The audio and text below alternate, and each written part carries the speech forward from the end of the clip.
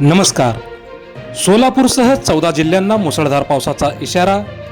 मान्सूनने अख्खा महाराष्ट्र व्यापला. नैऋत्य मोसमी वारे म्हणजेच मान्सूनची वाटचाल आता अतिशय वेगाने सुरू असून मान्सूनने संपूर्ण महाराष्ट्र व्यापल्याची अधिकृत घोषणा हवामानशास्त्र विभागाने केली आहे. मान्सूनने आतापर्यंत उत्तर मध्य महाराष्ट्र आणि उत्तर विदर्भातील काही भाग वगळता राज्याच्या बहुतांश भागात मजल मारली होती. आता उर्वरित भाग देखील व्यापल्याने आता संपूर्ण महाराष्ट्र राज्य मान्सूनच्या छत्रछायेखाली आहे.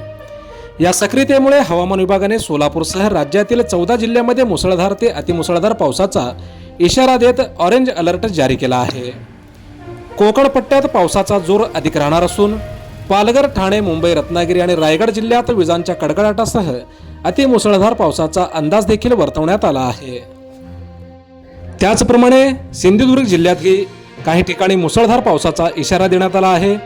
मध्य महाराष्ट्रातील जळगाव आणि नाशिक जिल्ह्यात मुसळधार पावसाचा ऑरेंज अलर्ट जारी करण्यात आला आहे. नाशिक व पुणे घाटमाथ्यावर जोरदार ते अतिमुसळधार सरी कोसळण्याची शक्यता देखील वर्तवण्यात आली आहे. यासोबतच धुळे, नंदुरबार, अहिल्यानगर, सातारा, सांगली, सोलापूर आणि कोल्हापूर जिल्ह्यात मेघगर्जनेसह आणि वादळी वाऱ्यासह पावसाचा अंदाज असून सातारा व कोल्हापूर घाटमाथ्यावर पावसाच्या सरी कायम राहतील असा अंदाज देखील हवामानशास्त्र विभागाने वर्तवला आहे.